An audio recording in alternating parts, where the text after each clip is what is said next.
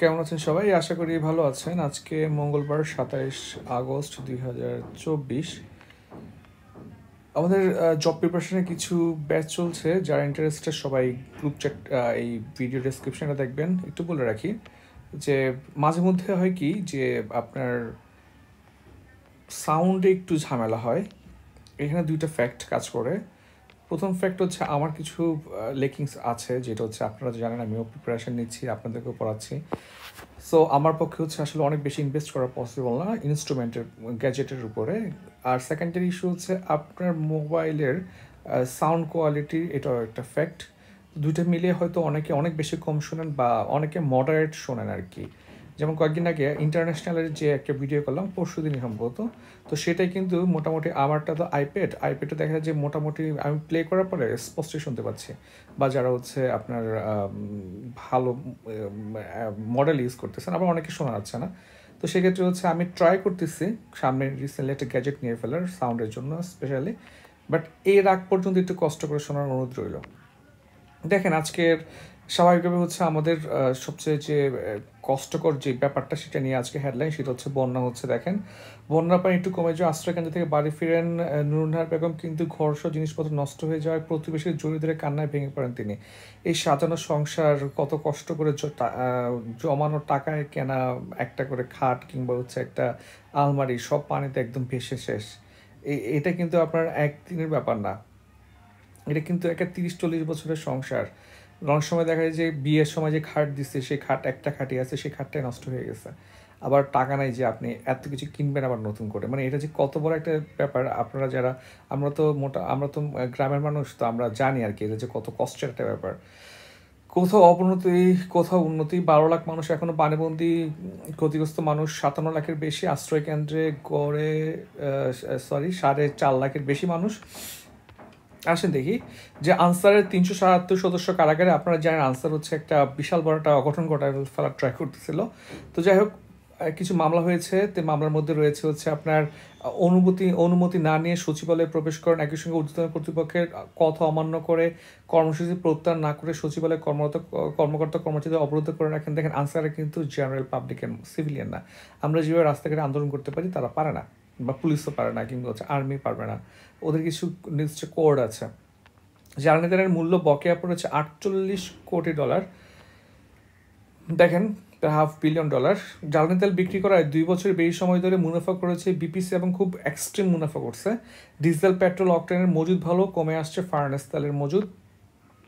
সংস্কার প্রশ্নে একমত, নির্বাচন নিয়ে রূপরেখা চায় কেউ কেউ। দেখেন সংস্কার তো আশাই লাগবে, এত বড় একটা আন্দোলনের পরে যদি সংস্কার ছাড়াই যদি আপনি নির্বাচন দিয়ে দেন তাহলে আসলে কিছু তো হইল না। তো সেক্ষেত্রে হচ্ছে প্রায় সংস্কার লাগবে, এরপরে হচ্ছে হ্যাঁ নির্বাচনের রূপরেখাটাও নিয়ে এত বেশি এখনই এত বেশি প্রেশার দেওয়া ঠিক হবে না মনে হচ্ছে। দেখেন ফারাক্কার সব গেট খুলে দেওয়া হয়েছে, এটা স্বাভাবিক ঘটনা ভারত বলেছে। ফারাক্কার ব্যারেজে প্রায় 109টা গেটের সবকটি খুলে দেওয়া হয়েছে। ফারাক্কা ব্যারেজ পানির স্তর বিপদসীমা 72 ফুট ছাড়িয়েছে, সেখানে পানির উচ্চতা 76 ফুট রয়েছে, তাই নিয়ন্ত্রিতভাবে গেটগুলো খোলা হয়েছে। কোথাও একটি গেটের 10 থেকে 12 ফুট বা কোথাও 3 থেকে 4 ফুট খোলা হয়েছে। ইন্টারনেট বন্ধ করে রাখা সমর্থন করেন না 94% মানুষ। আমি জানি না কোন 6% মানুষ হচ্ছে এটার পক্ষে আছে। সম্ভবত হচ্ছে আমাদের আম্মু শ্রেণীর মানুষরা আছে যারা মনে করে ইন্টারনেটের মাধ্যমে হচ্ছে পড়াশোনার ক্ষতি হয়। বাট জেনারেল সেন্সে কেউই ইন্টারনেট বন্ধের পক্ষে নাই, এটা বুঝে যাচ্ছে। এখন দেখেন মূলত হচ্ছে ইন্টারনেট বন্ধের পক্ষে মত দিচ্ছে 4%, আর 2% ইন্টারনেটের বন্ধে মত দেয়নি। যাক, মানে মতামত প্রদান করা নাই। দেখেন ইন্টারনেটটা অফ করার সুযোগই নেই এখন। যে বাইডেন এবং মোদির ফোনালাপ হয়েছে, সেখানে বাংলাদেশ নিয়ে আলোচনা হয়েছে, এবং তারা দুই দেশ হচ্ছে বাংলাদেশের পরিস্থিতি স্বাভাবিক অবস্থায় ফিরে আসার প্রয়োজনীয়তার গুরুত্ব আরোপ করেছে দিনে। এটা বুঝতেই পারতেছেন। দেখেন বাংলাদেশ কিন্তু it's a golden age for international politics. ঘুম বিরতি সমাজে যুক্ত হচ্ছে বাংলাদেশ। আপনারা জানেন যে, বা না জানলে এটা কিন্তু লিখে রাখবে, এটা কিন্তু চলে আসবে। ঘুম বিরতি সনদ নিয়ে কিছু না কিছু পরীক্ষা আসবে। হ্যাঁ, ঘুম বিরতি সনদটা 2006 সালের ডিসেম্বরে আপনার সাধারণ পরিষদে গৃহীত হয়। তাহলে হচ্ছে জেনারেল অ্যাসেম্বলিতে হচ্ছে 2006 সালে সালটা মাথা রাখবেন, 2006। 75টা দেশ হচ্ছে এই সনদে যুক্ত হয়েছে, বাংলাদেশ হলে 76 হবে, এটা মাথা রাখবেন। আর ঘুম দিবস হচ্ছে কবে বলেন? 30 আগস্ট, আন্তর্জাতিক ঘুম বিরতি দিবস। এই তিনটার এটা আপনাকে অবশ্যই পড়ে থাকা লাগবে। আমাদের হোয়াটসঅ্যাপ বা এই টেলিগ্রাম চ্যানেলে আমরা এই কনভেনশনের আপনার ইয়েগুলো দিয়ে দিব, ডিটেলসটা দিয়ে দিব, মানে ডিটেলস বলতে বলছি ওদের আর্টিকেলগুলো, সনদটা। গাজী টায়ার্স কারখানায় লুটপাট, অগ্নিসংযোগ, নিখোঁজ অনেকে। 6তলা ভবনে লুটপাট চলাকালে সিঁড়ির মুখে আগুনে দুর্বৃত্তরা ভেতরে আটকে পড়ে অনেকে। কারখানার মালিক সাবেক বস্ত্র এবং পাটমন্ত্রী গোলাম দস্তগীর গাজী। কারখানার দখল থাকা কিছু জমি নিয়ে মালিকদের সাথে দ্বন্দ্ব আছে। এখন দেখেন, এটা কিন্তু ধরেন হচ্ছে আপনি কারখানায় আগুন দিচ্ছেন, লুটপাট করতেছেন, কারখানা একটা সম্পদ নষ্ট হচ্ছে, মানুষ বেকার হচ্ছে। আবার কিছু মানুষ 175 মানুষ নিখোঁজ আছে, মানে এটা কিন্তু বুঝতে হবে, এটা প্রতিটা মানুষ 175, মানে বুঝতেছেন আপনি কত বড় সংখ্যা। এইগুলো করা যাবে না। মূলত আপনার যদি এক্ষেত্রে সমস্যা, সেটা হচ্ছে আপনি আদালতে মামলা করেন, এটা ফ্রিজ করে রাখুন অ্যাসেটটা, অ্যাসেট সহ কিনে নিক, অ্যাসেটটা সেল করার সুযোগ দেন। একটা মেশিনের দাম হচ্ছে দেন 5 কোটি টাকা, আপনি 5 কোটি টাকার মেশিনটা না পুড়ে দিয়ে সেটাকে হচ্ছে আপনি হচ্ছে মামলার মাধ্যমে সেটা হচ্ছে এটাকে সিজ করে এরপর বিক্রি করে দিক। অ্যাসেট নষ্ট করে তো আপনারও লাভ নেই, কারোর লাভ নেই। হ্যাঁ, অ্যাসেট নষ্ট করা যাবে না। ত্রাণ আসছে জেলা থেকেও, 4 দিনের সংগ্রহ 5 কোটি টাকা বন্যার্তদের সহায়তা। বৃহস্পতিবার থেকে ঢাকা বিশ্ববিদ্যালয় টিএসসিতে গণত্রাণ সংগ্রহ কর্মসূচি শুরু করে বৈষম্যবিরোধী ছাত্র আন্দোলন। দেখেন, এটাই বাংলাদেশ, মানে মানুষ হচ্ছে ধাক্কাধাক্কি করতেছে ডোনেট করার জন্য। এরকম বাংলাদেশটাই আমাদের প্রয়োজন, ঠিক না? প্রথম আলোর প্রতিবেদককে বুট পায়ে লাথি মারধর করেছে আনসারের সদস্যরা। এগুলো কিন্তু মানে ওদের কিছু জিনিস আসলে খুব এক্সট্রিম হয়ে গেছে। জামায়াতের আমির বলেছেন সরকারকে গুছিয়ে নেওয়ার সময় দিন। তিনি বলেছেন তারা ছাত্র জনতার অনুরোধে দায়িত্ব গ্রহণ করেছেন, তাদের কাজ করার সুযোগ দিন। হাসানুল হক ইনু গ্রেপ্তার। জাতীয় সমাজতান্ত্রিক দল জাসদের সভাপতি হাসানুল হক ইনু গ্রেপ্তার, যিনি হচ্ছে শেষ যে জাতীয় নির্বাচনটা হলো সেখানে আওয়ামী লীগের বিদ্রোহী প্রার্থীর কাছে হেরে গেছেন। এরপরে আছি অন্তর্ভুক্তিমূলক সমাজ চাইলে আগে দৃষ্টিভঙ্গি বদলাতে হবে। এখানে অন্তর্ভুক্তিমূলক সমাজ, এই শব্দটা ইম্পর্টেন্ট। অন্তর্ভুক্তি মানে আপনি সবাইকে অন্তর্ভুক্ত করবেন। হ্যাঁ, মানে হচ্ছে আপনি হচ্ছে কোনো রেস দেখবেন না, জেন্ডার দেখবেন না, মানে গায়ের রং, উচ্চতা, ওজন কিছু দেখবেন না। আপনি সবাইকে নিয়ে যে সমাজ, সেটা হচ্ছে অন্তর্ভুক্তিমূলক সমাজ। এখানে তেমন কিছু নাই। 6 নম্বর পৃষ্ঠে দেখি আমরা জমি দখল করতে না পেরে হত্যার হুমকির অভিযোগ। এই দেখেন, এইগুলো থেকে তো বাঁচার জন্য আপনারা এত আন্দোলন হয়েছে, ঠিক না? আপনারা যদি এগুলো আবার শুরু করেন তাহলে তো এটা তো কোনো আন্দোলনের প্রয়োজন ছিল না। আপনারা মামলা করেন, পুলিশ আছে, এখন বর্তমান আর্মিও আছে, এগুলো তো ঠিক না। আপনারা যেটা করার ট্রাই করতেছেন। জাহাঙ্গীরনগর বিশ্ববিদ্যালয়ে বন্যার্থদের সহযোগিতায় পুতুল নাট্য ও আর্ট ক্যাম্পের আয়োজন করা হয়েছে। তারপরে হচ্ছে 6 নম্বর পৃষ্ঠায় পরীক্ষায় আসার মতো তেমন কিছু নাই। দেখেন যে 7 নম্বর পেজে দেখি আমরা, রোহিঙ্গা আশ্রয় শিবিরে 7 বছরে 246 জন খুন হয়েছে। আপনারা এটা নোট করে রাখতে পারেন। রোহিঙ্গা নিয়ে কিছু আসলে প্রথম আলোকে কোট করে এটা কোট করে দেবেন। 7 বছরে 246 জন, 246, পরপর 3টা জোর সংখ্যায়, ঠিক আছে? 246, এটা মাথা রাখতে পারেন। ভারতীয় ভিসা কেন্দ্রে বিক্ষোভ, বাড়তি নিরাপত্তা চেয়ে চিঠি। এইটা দেখেন, খুবই ডেঞ্জারাস একটা কাজ, যে যমুনা ফিউচার পার্কে ভারতীয় ভিসা আবেদন কেন্দ্রের ভেতরে বিক্ষোভের কারণে বাড়তি নিরাপত্তা ব্যবস্থা নিতে বাংলাদেশ সরকারকে অনুরোধ জানিয়েছে ভারতীয় হাইকমিশনার। দেখেন, ইভেন ফেসবুকে তো অনেক কিছু ভাইরাল হয়ে যায়, স্লোগানগুলো কিন্তু ভাইরাল হয়েছে।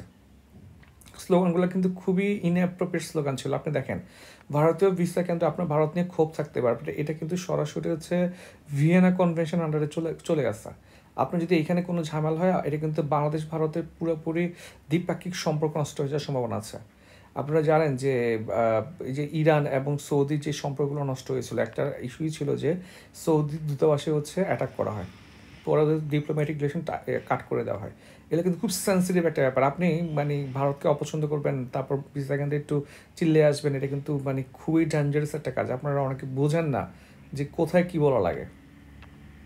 এটা বাংলাদেশের ইমেজের সমস্যা, কিন্তু এটা কিন্তু পুরো পৃথিবীতে নিউজ হয়ে যায়। যেমন পিজার হাসকে নিয়ে যেই কমেন্টগুলো হয়েছিল, এটা কিন্তু পুরো ঝামেলায় বাংলাদেশের সরকার অনেক স্ট্রেস ফেলে দিয়েছিল। যাক, 18 বছরেও ফুলবাড়ি চুক্তি পূর্ণ বাস্তবায়ন না হয় ক্ষোভ। এই ফুলবাড়ি ট্র্যাজেডি নিয়ে অনেক বই আছে, আমিও পড়েছি, বইগুলো আপনি পড়েন। বইয়ের নামই হচ্ছে আপনার ফুলবাড়ি ট্র্যাজেডি। আপনারা জানেন যে উন্মুক্ত পদ্ধতিতে কয়লা খনি বাস্তবায়নের কারণ প্রতিবাদে হচ্ছে 2006 সালে দিনাজপুরের ফুলবাড়িতে হচ্ছে আপনার কি হয়, এক ধরনের আন্দোলন হয়। সেখানে গুলিতে 3 জন মারা যায়, শতানেক মানুষ হচ্ছে এখানে আহত হয়। পরে সরকার হচ্ছে ওদের সাথে ডিল করে, কিন্তু সেটা বাস্তবায়ন করা হয় না। কয়লা খনি নিয়ে ইম্পর্টেন্ট কয়লা খনি আছে বাংলাদেশে 5টা, তার মধ্যে হচ্ছে এই ফুলবাড়ি মোটামুটি বড় একটা কয়লা খনি। আনসারের শীর্ষ পর্যায়ে রদবদল স্বাভাবিক, এত বড় একটা ঝামেলার পরে রদবদলটা খুবই স্বাভাবিক। সাবেক প্রধান বিচারপতি খায়রুলের বিরুদ্ধে মামলা করা হয়েছে।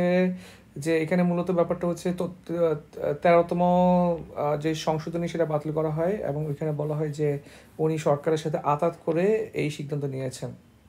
13তম সংশোধনী কিন্তু আমাদের জন্য খুবই ইম্পর্ট্যান্ট। এখানে তেমন কিছু নাই। দেখেন, গাজা যুদ্ধে মুসলিম ভোটের দাম বাড়িয়েছে, এটা তো আমরা প্রচুর কথা বলছি এখানে আহামরি তেমন কিছু নাই। মূলত এই ডেটাগুলো আপনার পড়ার প্রয়োজন নেই, মুখস্থ করবেন না, জাস্ট একটা সেন্স রাখবেন, তাইলেই হবে। এগুলো পরীক্ষা কখনো আসার মতো ডেটা না। তবে দেখেন, গাজা যুদ্ধের কারণে হচ্ছে সবখানে কিন্তু মুসলিম সেন্টিমেন্ট একটা বিশাল বড় একটা ফ্যাক্টর হয়ে দাঁড়াইছে। বিশেষ করে হচ্ছে আপনার ইউকে, তারপর ইউকে যে নির্বাচনটা হইলো, বা ফ্রান্সে, কিংবা হচ্ছে আপনার ইউএস।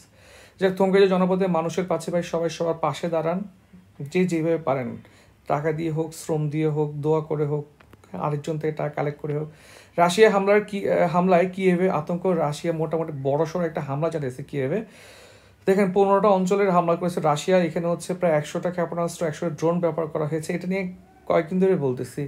দেখেন, এই যে জ্যালোনেস্কি হচ্ছে একটা স্টুপিড টাইপ পার্সন। ওর না আছে কোনো আপনার ফরেন অ্যাফেয়ার্স নিয়ে কোনো ধরনের নলেজ, ওর না আছে মিলিটারি যেই অ্যাফেয়ার্সগুলো হয় সেটা নিয়ে কোনো নলেজ, ওর কোনো বেসিক নলেজই নেই। সে হচ্ছে কুরস্কতে কিছু একটু অগ্রসরে এসে ভাবছে যে আপনার রাশিয়াকে প্রেশার দিয়ে রাশিয়াকে হচ্ছে চুক্তির টেবিলে নিয়ে আসবে। ভাই, রাশিয়া বলেন, কিংবা হচ্ছে আপনার ইউকে বলেন, বা ফ্রান্স বলেন, এরপরে হচ্ছে ইসরায়েল বলেন, কিংবা ইউএসএ বলেন, ওরা একদম লাস্ট মোমেন্টে, অ্যাটলিস্ট খুব এক্সট্রিম ঝামেলা না হলে একদম লাস্ট মোমেন্টে, অন্তত ধরেন ওদের কিচ্ছু নাই, সব শেষ, এরপরেও যদি চায় ওরা অ্যাটলিস্ট আপনাকে নিউক্লিয়ার ওয়েপন মেরে দিবে, যেটা ইউএসএ অলরেডি করে ফেলছে, যেটা থ্রেট অলরেডি ইসরায়েল দিয়ে ফেলছে। যে ইসরায়েলের একজন অনেকগুলো এমপি বলছে যে গাজাতে হচ্ছে পারমাণবিক বোমা মেরে দিবে। তাহলে বোঝেন ব্যাপারটা। আপনারা মনে করতেছেন যে জ্যালোনেস্কি মনে করতেছে রাশিয়াকে 2-4টা বোমা মেরে কিছু এলাকা দখল করে আপনি হচ্ছে রাশিয়াকে হচ্ছে ডিল করতে বাধ্য করবো। যেখানে এই যে কুরস্কের মতো যেই এলাকাগুলো দখল করতেছে, এখানে আসলে মানুষ থাকেই কম ভাই। ওইসব এলাকায় আপনি দেখেন যে ইউএসএ কিছু আপনি স্টেট দেখবেন না, আপনি মাইলের পর মাইল যাবেন, একটা ঘর, 2টা ঘর, ওইসব জায়গাতে হচ্ছে আপনি দখল করে লাভ নাই। রাশিয়াকে আপনি যদি এইভাবে মানে স্ট্রেসে ফেলতে চান মিলিটারিলি, রাশিয়া হচ্ছে ম্যাস কিলিং শুরু করবে। এটা শুধু রাশিয়া না, এটা হচ্ছে আপনার, এটা ইউএসএ বলেন, এই যে যতগুলো কান্ট্রির নাম বললাম, সবাই এই কাজটাই করবে। এখানে যে কাজটা করা লাগবে, এটা এখনও টাইম আছে ডিপ্লোম্যাটিক ওয়েতে। আমি শিওর যে ডিপ্লোম্যাটিক ওয়েতে যদি এখন জ্যালোনেস্কি এটা আটকানোর ট্রাই করে, মিট করার ট্রাই করে, জ্যালোনেস্কিকে ইউএসএ মেরে দিবে। মানে ইউএসএ কিংবা ওয়েস্টার্ন অ্যালাইদের কথা না শুনলে, এটা রাশিয়ার সাথে মিট করার ট্রাই করলে ওয়েস্টার্ন অ্যালাই হচ্ছে জ্যালোনেস্কিকে মেরে দিবে। এই পলিটিক্সটা আপনার বুঝতে হবে। জ্যালোনেস্কি এখন ট্র্যাপে পড়ে গেছে, হয় সে রাশিয়া থেকে মারা খাবে, নয় তো সে ইউএসএ বা ওয়েস্টার্ন অ্যালাই থেকে মারা খাবে। এখন বুঝবে কেন জড়াইছে, কেন ন্যাটোতে মানে যুক্ত হওয়ার জন্য এত লাফাইছে এখন। যাই হোক, দেখি আমরা সর্বত্র যুদ্ধে জড়াতে চাই না ইসরায়েল এবং হিজবুল্লাহ, এটা নিয়ে গতকালকে কথা হয়েছে, আজকে তেমন কিছু লাস্টে কথা হয়েছে, কিছু বলতেছি না। দেখেন, এই যে এটা হচ্ছে লাস্ট, এটা সুন্দর লাগছে, আমি জানতাম না এখানে হচ্ছে কায়াকিং করা যায়। এখানে চা খেয়ে আসছিলাম। অর্থ বাণিজ্য IMF এর কাছে আরও ঋণ চাইবে অন্তর্বর্তী সরকার। এটা সম্ভবত আপনার কালকে বা তার আগের দিনের পত্রিকাতে আসে, $3 বিলিয়ন লোন চাবে। দেখেন, আগে ছিল 470, আরও $3 বিলিয়ন, মানে $300 কোটি, মানে $700 কোটি হচ্ছে লোন চাবে হচ্ছে সরকার। তারা হচ্ছে আপনার চীন থেকে বা অন্যখান থেকে লোনটা না নিয়ে ওরা হচ্ছে আপনার চাচ্ছে IMF থেকে আনার জন্য, এবং IMF থেকে যদি মোটামুটি আরও কম সুদে আনা যায় সেটা আমাদের জন্য ভালো। দাবি তুলে কেন্দ্রীয় ব্যাংকে অস্থিরতা তৈরির চেষ্টা করা হচ্ছে কিছু কর্মকর্তা। এই কর্মকর্তাগুলোরও সমস্যা, এতদিন চুপ ছিল, এখন হচ্ছে অন্যায়কে সাপোর্ট দিয়ে গেছে, এখন আবার তার সুশীল হয়ে গেছে। ওদের নিয়ে ঘাটাঘাটি করা উচিত। অ্যাসালামের টাকা তোলা বন্ধ, তাদের নামে থাকা ক্রেডিট কার্ড, টাকা বা বৈদেশিক মুদ্রা লেনদেন বন্ধ থাকবে। অ্যাসালামের নামে বেনামে নেওয়া পরিমাণ 2 লাখ কোটি টাকা। শুধু ইসলামী ব্যাংক থেকে নামে বেনামে অন্তত 50,000 কোটি টাকা নিয়েছে। অ্যাসালামের অপকর্মের সমর্থন দেয় কেন্দ্রীয় ব্যাংক ও বিভিন্ন রাষ্ট্রীয় সংস্থা। তারপরে কিছু হয় নাই। ওকে, আমাদের হচ্ছে প্রয়োজন নাই বিনোদন পাতা। বাংলাদেশের খেলাধুলার পাতা দেখি আমরা একটু বেশি ভালো খেলে ফেলেছি। গাজিয়াস প্রথম টেস্টে আমরা একটু বেশি ভালো খেলে ফেলেছি। এরকম খেলা কিন্তু সবসময় সহজ হবে না, ছেলেদের এখন সেই কঠিন কাজটা করে দেখাতে হবে। এটা আসলে মানে আমি তো অনেকদিন টেস্ট টেস্টে হচ্ছে খেলা দেখা হয় না, বাট আমি মানে লাস্টের দিকে মনে বসে দেখতেছিলাম সবাইকে পাশে পাচ্ছেন সাকিব ভাই, মানুষও পাশেই আছে দেখেন। ইভেন আমি সাকিবকে পছন্দ করি না, এখন ট্রুলি সাকিবকে আমি পছন্দ করি না, বাট সাকিবের নামে যে মামলাগুলো হয়েছে এগুলো হচ্ছে বুঝে যাচ্ছে এগুলো হচ্ছে উদ্দেশ্য প্রণীত। এবং হচ্ছে ফেসবুকে অনেক মানুষকে আমি দেখতেছি যারা সাকিবকে পছন্দ করে না বা সাকিবের পক্ষে আছে।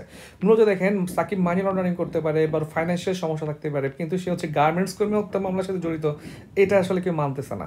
সাকিব তো এইগুলোতে থাকবে না, হচ্ছে একটা সুবিধাবাদী পারসন, সে লিটারালি একটা সুবিধাবাদী পারসন। সে রাজনীতিতে আসছে সুবিধা নেওয়ার জন্য, সে মারা খুন খারাপি করে পলিটিক্যালি পাওয়ার কাটাতে আসে নাই। তার কাজে একটা ছিল সে হচ্ছে ব্যাংক দিবে, সে টাকা মারবে, তো প্ল্যান একটু এটা থাকার সম্ভাবনা আছে আর কি, ঠিক আছে। বাট সে হচ্ছে একটু একটু এই টাইপের পার্সন আর কি। তো সেই মানুষটাকে আপনি ওইখানে আটকানো ট্রাই করেন, কিন্তু আপনি যদি আটকাতে চান, যদি তার দোষ থাকে, কিন্তু আরেকটাতে আপনি কেন মানে আটকাবেন? সাকিবের মতো একটা মানুষকে আপনি গার্মেন্টস হত্যা মামলা আটকাই দিতে যাচ্ছেন, এগুলো খুবই চিপ হয়ে গেছে। যাই হোক, আমরা দেখি